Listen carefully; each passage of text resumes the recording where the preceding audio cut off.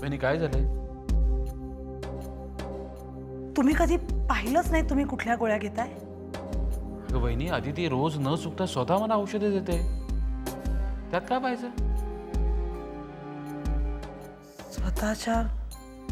स्वतःच्या नवऱ्याशी पण?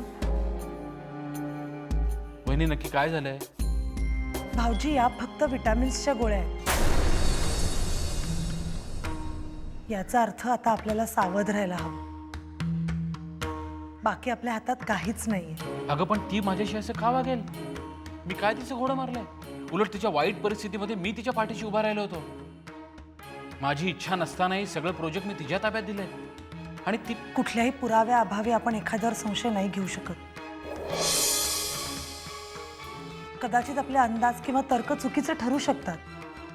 तर्क चुकतात वहिनी, पण एखाद्या माणसाबद्दलचा आपला अभ्यास नाही चुकत. इतके दिवस मी जाणून बुजून दुर्लक्ष करत होतो.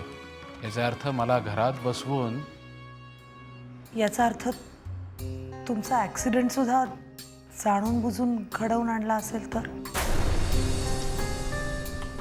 मी तर प्रोजेक्ट तिच्याकडे सोपवून बसलोय. तिकडे काय झालं असेल कोणाच ठाऊक.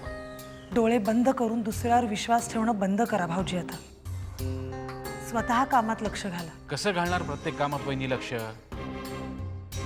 इथे धड अजून मला चालता येत नाहीये. तुम्ही त्याची काळजी करू नका. आजपासून मी स्वतः तुम्हाला औषधं देणार आहे. आणि या घरात अशा बऱ्याच काही गोष्टी चालल्यात ज्याची आपण साधी कल्पनाही करू शकत नाही.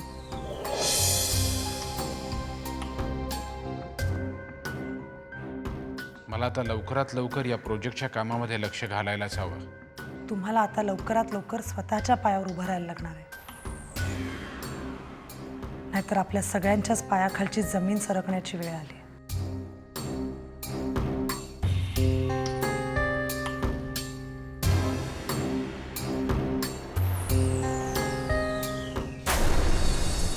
नशिबानं का होईना मॅडम, महेंद्र आता या प्रोजेक्टचं काम सांभाळू शकणार नाही. त्याने काय फरक पडणार आहे? महेंद्रने काम सांभाळलं नाही तर उपेंद्र सांभाळेल, पण काम होणार. आपला हेतू साध्य होणारच नाहीये शेवटी. त्याकरता एक उपाय आहे मॅडम. काय? या प्रोजेक्टची सगळी सूत्र तुम्ही तुमच्या हातात घ्यायची. You're right. प्रोजेक्टची सगळी सूत्र मी माझ्या हातात घेतली तर मी हे प्रोजेक्ट आरामात बंद पाडू शकेन. तुम्ही निश्चिंत राहा मॅडम. मी सांगतो त्या लोकांकडनं तुम्ही माल मागवायचा. ते सप्लाय करतील ती रॉ मटेरियल सबस्टँडर्ड असतील, ज्याच्यामुळे ते बांधकाम कोसळेल आणि गायकवाड कंपनी ब्लॅकलिस्टेड होईल. तेच तर हवंय आपल्याला. गायकवाड घराण्याची बदनामी. पण मॅडम, यात तुमच्या नवऱ्याची देखील बदनामी होणार आहे. तुम्हाला आर्थिक नुकसान देखील होईल. हरकत नाही. माझ्या बहिणीच्या मृत्यूचा सूड घेतल्याशिवाय मी राहणार नाही. अदिती मॅडम, मला वाटतं रागाच्या भरात तुम्ही तुमचा संसार देखील उद्ध्वस्त करणार आहात. निळकंठ, तुम्ही त्याची काळजी करू नका. माझा संसार सांभाळायला मी समर्थ आहे. यू डोंट वरी. शिवाय प्रतापराव पाटलांची मुलगी आहे मी, आणि आता त्यांच्या संपत्तीचे एकमेव वारस. तेव्हा तुम्ही तुमचं काम चालू ठेवा. फाईन. मग आता बघाच हा निळकंठ काय करामत करतो ते.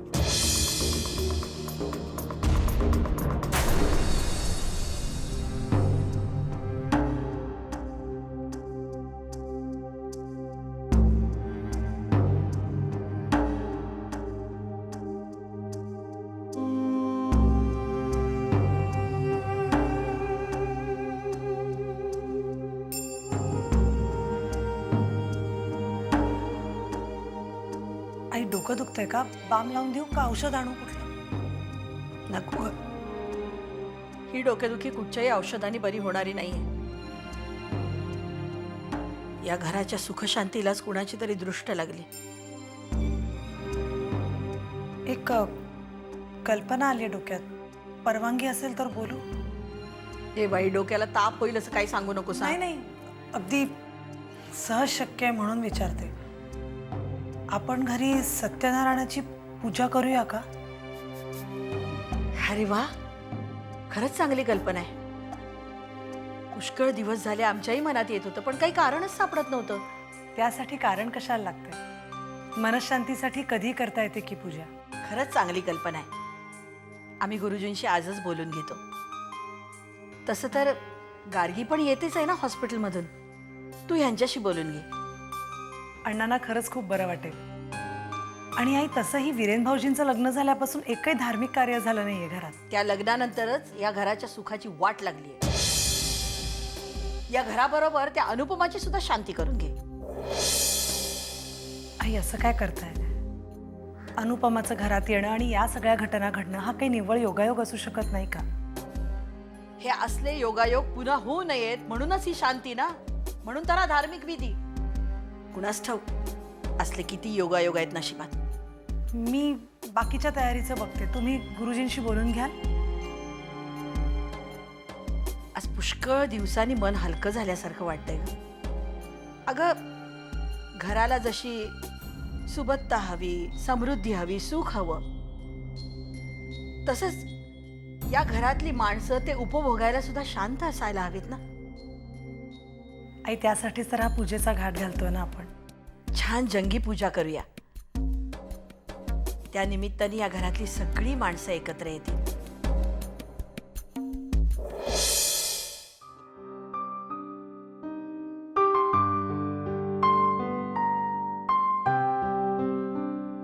गार्गी,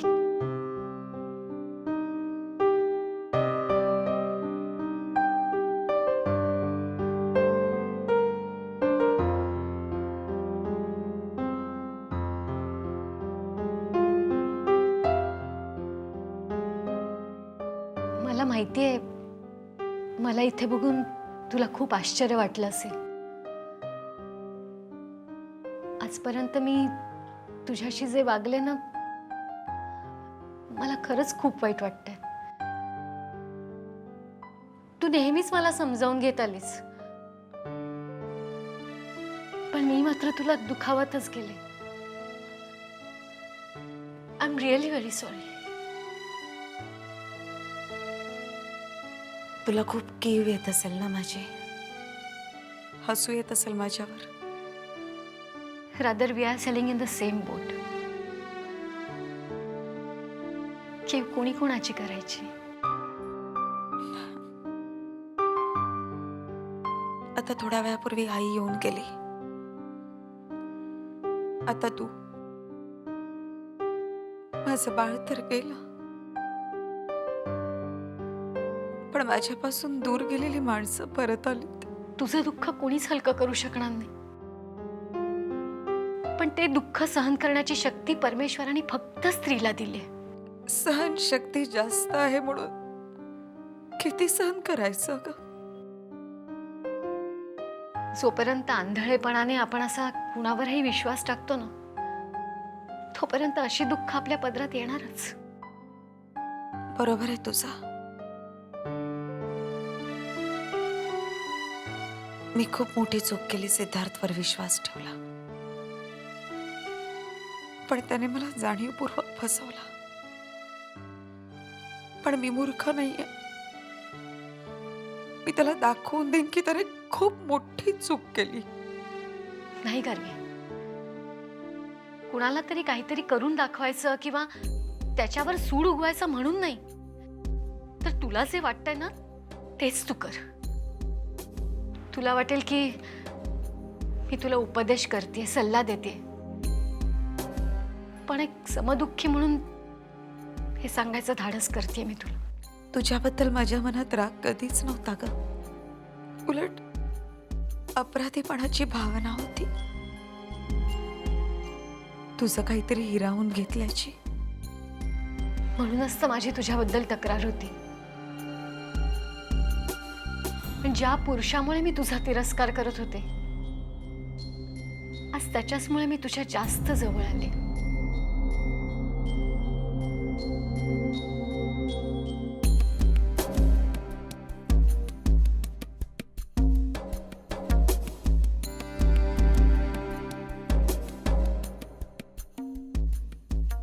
ह्या फुलांची निरागसता आपल्या मैत्रीला लाभो.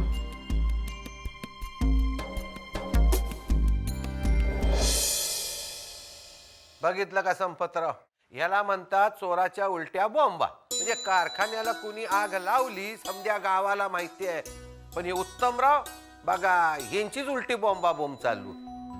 पण आग उत्तमरावांनीच लावली हे अजून सिद्ध झालेलं नाहीये आणि स्वतःला निर्दोष सिद्ध करण्याचा पूर्ण अधिकार आहे त्यांना. काय तुम्ही बी निर्दोष निर्दोष बोलत राहिला. अहो त्यांच्या डोळ्यात दिसती पैशाची हाव, त्यांच्या डोळ्यात दिसती. पण तसं असतं तर उत्तमरावांनी या 10 कोटीच्या स्पर्धेतून स्वतःचं नाव मागे घेतलं नसतं. खरं तर हे त्यांचं धाडसच म्हणायला हवं नाही का? त्या मायला काय डोसकं चालं ना बर का. काय कोड काय असेल हे? कसलं कोड हो दौलतराव. उत्तमरावांना ते धाडस करता आलं जे इतरांना करता आलं नाही. आता पैशाची हाव सगळ्यांनाच आहे नाही का?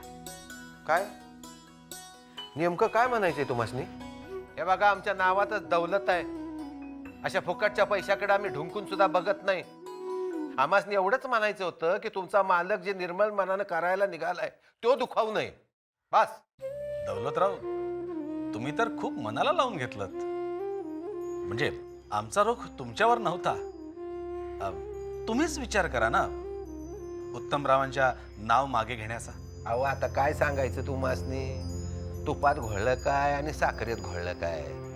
कारलं कडू ते कडू. पण हे कडू कारलं तुम्हीच स्पर्धेत आणलं ना. आता कवा कवा ईश्वर बी चुकतो. आम्ही तर माणूसच आहे. वाचतय वाचतय तुमच्या पिशवीत वाचतय फोन तुमचा. हो हा आता वाचतोय म्हटल्यावर उचललाच पाहिजे मग नाही घ्या का? की. हॅलो कोण पाहिजे? तुम्ही बी लई विनोदी आहे बघा. आता तुम्हासनी फोन आलाय म्हणजे तुम्हीच हवा असणार का नाही. कोण पाहिजे म्हणून तुम्ही विचारताय का? मला मला हा. हॅलो बोला. Pandurang Pandurang. No no I am not interested in loan. हो सांगितलं ना तुम्हाला कर्ज नकोय आम्हाला. नको नको ठेवा फोन. पांडुरंग पांडुरंग. काय पांडुरंग ए आपलं बँकवाले हो. हा सारखे पाठीमागे लागतात. कर्ज घ्या कर्ज घ्या. नाही कर्ज घ्यायला ठीक आहे हो, पण फेडता आलं पाहिजे ना. नाही फेडलं तर पोचलेले गुंड पाठवतात हो घरी. ते बी खरं आहे म्हणा त्याच्या मारी म्हणून. पण मी काय म्हणतो तुम्हासनी कशाला कर्ज देत्यात? असं नाही हो साहेबांच्या नावावर आहे ना फोन. तर त्यांना काय कळतंय साहेब आहे का नोकर आहे. ते बी बरोबर आहे म्हणा. पण मला सांगा हे नोकराकडे बी फोन असतोय? अहो मुंबईमध्ये रस्त्यावरच्या भाजीवाल्याकडे पण फोन असतो. आम्ही तर घाडगे पाटील साहेबांचे नोकर. ते बी खरं आहे. त्यातून मी हेड ऑफ द नोकर्स. आमची मज्जा असते. ते कराय वा. पण हिथनं पुढं तुम्हाला काम सांगताना लई विचार करून सांगितलं पाहिजे बरं का. म्हणजे आम्ही तुम्हाला विचारायचं हो संपतरावजी जे असं आहे करा. No no not interested. Pandurang Pandurang ते आधी केलं माहिती का? पांडुरंग पांडुरंग. जाऊबाई यादी तपासणी चालू आहे का? यादी काय तपासायची? तुम्ही काढली ना, कशी चुकेल? तसं नाही, काही वेळेला समोरच्या माणसाच्या पटकन चूक लक्षात येते म्हणून विचारलं. खरं सांगू वहिनी, मला ना अशा घरगुती कार्यक्रमात राबायला खूप आवडतं. आमच्या गावी तर निमंत्रणापासून प्रसादापर्यंत सगळं मीच करायचंय.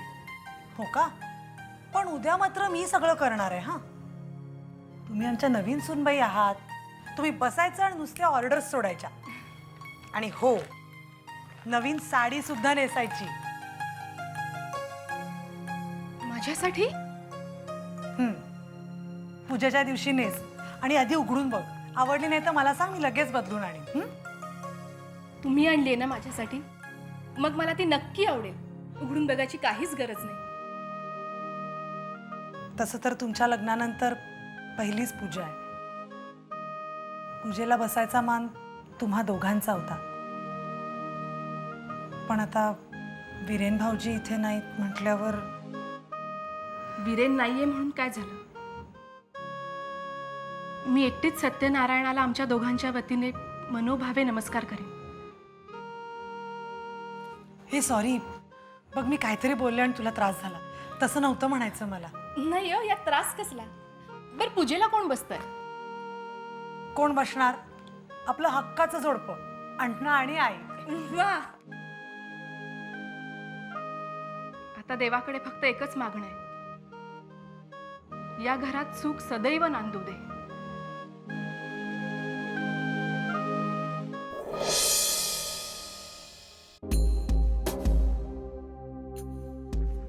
कसं वाटतंय? काही नाही का, डोकं प्रचंड दुखतंय आणि सारखी झापड येते डोळ्यावरती.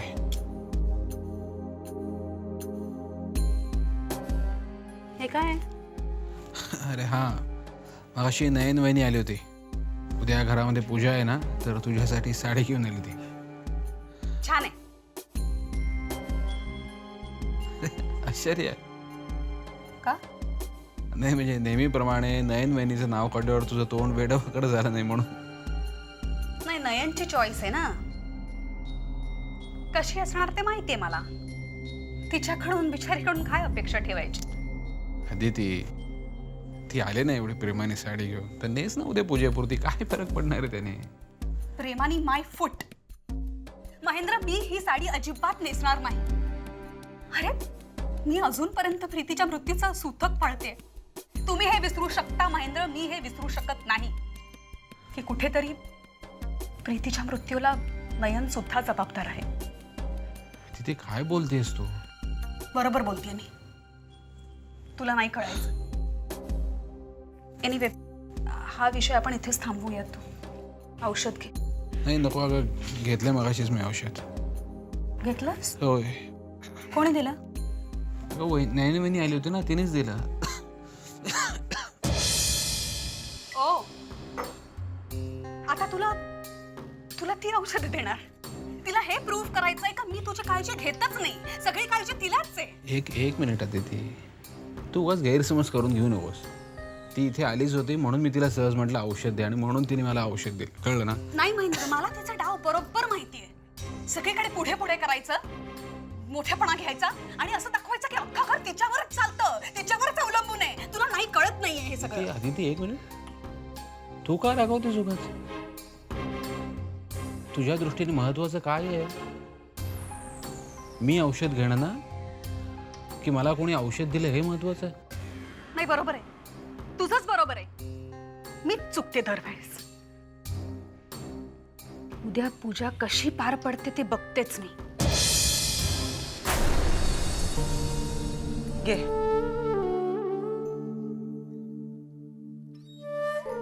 नीट जा आणि पोचल्यावर फोन करा, मी वाट पाहीन. वय तू काय बी काळजी कर नकस. मिळून मिसळून नीट राहावय का. आणि आत्या जे जे सांगल त्यावर ध्यान दे, आणि जे माहित नसल त्यामध्ये काही बी लक्ष घालू नकोस. वय वय. आणि बघ, महेंद्र आणि उपेंद्र दोघं बी चांगली पोरं आहे ती, लय गुणी आहे ती. त्यांच्याकडनं धंद्यातलं समज शिकून घे, बारीक सारीक काय असेल नसल ती.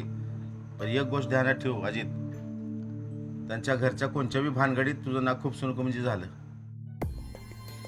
मागचं सगळं विसरून जा, आणि काही अडचण आलीच तर अनु आहेच, ती नक्की तुम्हाला मदत करेल. आत्तापर्यंत जे बी वाईट घडलंय ना, त्या सगळ्याशी आता माझा काय बी संबंध नाही. आता नव्यानं आयुष्य जगायचं एवढंच लक्षात आहे. शाबास रे माझ्या वागा. अजित, एक दिवस तू लय मोठं नाव करशील. अरे माझा शब्द आहे तुला. हा, काळजी घे स्वतःची. येऊ का मग? ये. निघतो आता. होय. येतो आहे. या. सावकाश जा रे बाबा. विद्या,